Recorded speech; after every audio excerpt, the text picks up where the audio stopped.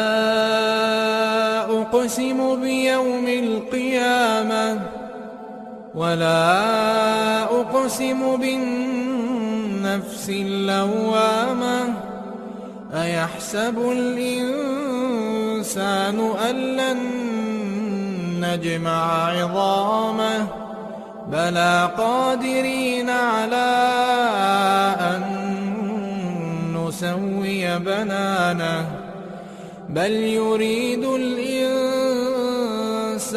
ليفجر أمامه يسأل أيان يوم القيامة فإذا برق البصر وخسف القمر وجمع الشمس والقمر يقول الإنسان يومئذ أين المفر كلا لا وزر